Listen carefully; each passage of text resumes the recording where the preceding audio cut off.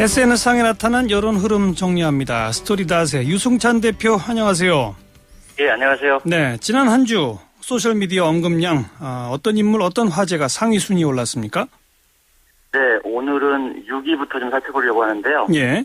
그 6위에는 NLL 대화록 유출 무혐의 판결 논란으로 화제가 된 김무성 의원이 올랐고요. 네.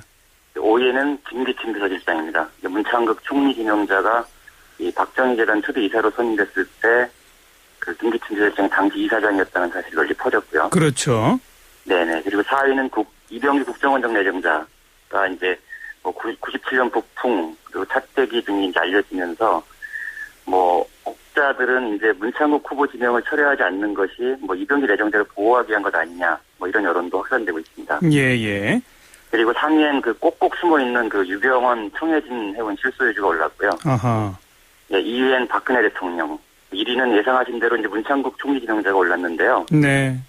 2위인 박근혜 대통령보다 무려 2배가 많은 61만 건을 기록했습니다. 굉장히 큰 규모인데요. 그렇군요.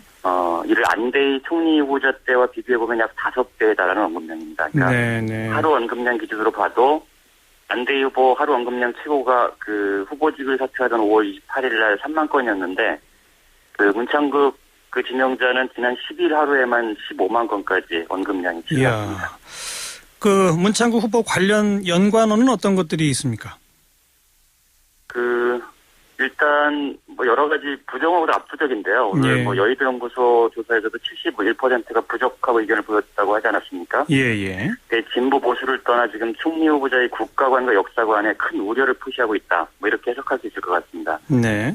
문창극과 함께 언급된 인물 연관의 1위는 박근혜 대통령이 압도적이고요. 이어서 이제 이병기 국정원장 지명자 그리고 김기춘 비서실장이 그 뒤를 이었습니다. 네. 긍부정 연관어를 보면 부정어 분포가 압도적인데요. 약 한 80% 정도 차지하는데요. 1위가 비판이었고 2위에 이제 훌륭한이라는 단어가 올랐어요. 훌륭한? 네, 그래서 이 내용을 살펴보니까 그 일본의 극우 언론인 그 산케이 신문이 한국에도 저런 훌륭한 정치인이 있었나라는 취지의 보도를 한 것을 이제 네티즌들이 냉소적으로 퍼나졌습니다. 아, 그렇군요. 네. 그리고 이제 게으르다가 긍부정 연관은 3위에 올라서 한국 민족을 게으르다고 표현한 말에 이 큰 불쾌감을 드러냈습니다.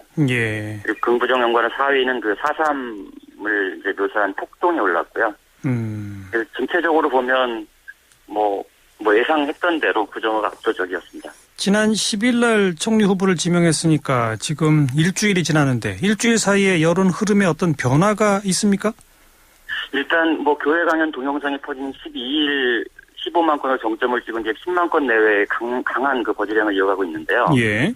또 오늘 국회 청문 요구서 제출 여부 그리고 서청원 의원도 사실상 자진 사퇴를 요구하면서 아마 이제 최고 언급량을 갈아치울 기세로 이제 올라오고 있고요. 네네. 특이한 거는 긍부정 연관어의 악의적이라는 말이 이제 급상승하고 있는데요.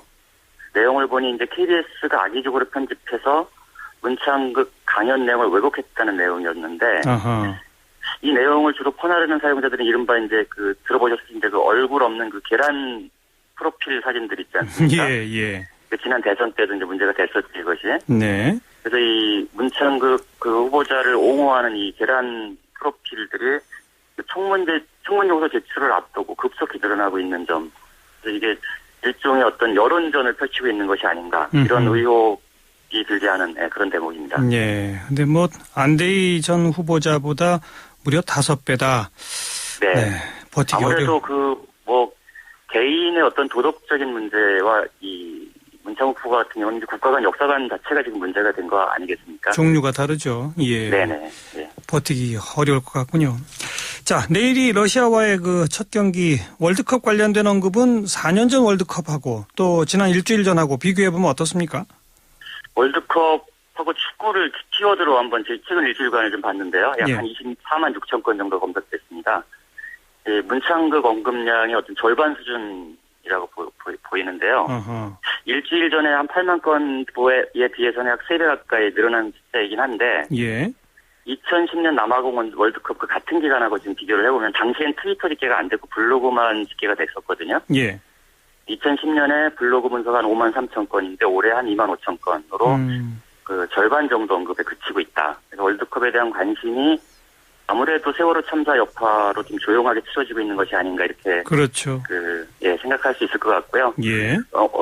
연관어를 봐도 대한민국이 원래는 이제 응원하면서 대한민국이 상당히 높은 순위에 올라야 되는데 예. 대한민국이 8위, 응원이 9위에 올라와서 그런 좀 조용한 월드컵 응원 이런 것을 좀 보여주고 있는 것 같습니다. 예. 인물 연관어 순위를 보면 박지성, 기성용이 여전히 1, 2위를 차지하고 있고요.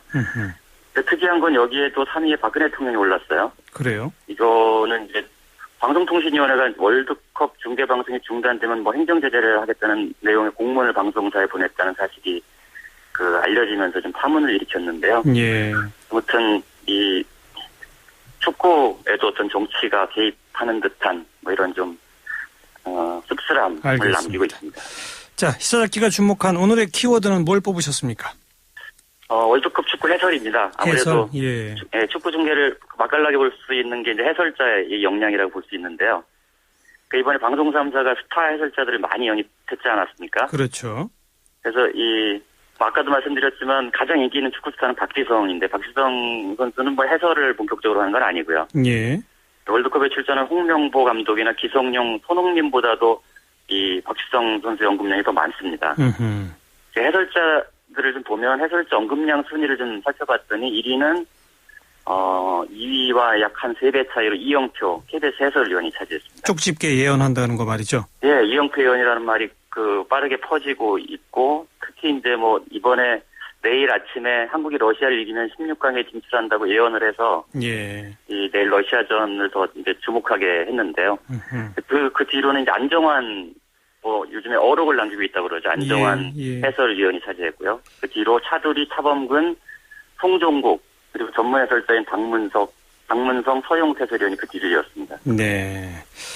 이영표 위원 예언대로 우리가 러시아 이겨서 16강 갔으면 좋겠네요. 어쨌든 말이죠. 네, 그렇습니다. 수고하셨습니다.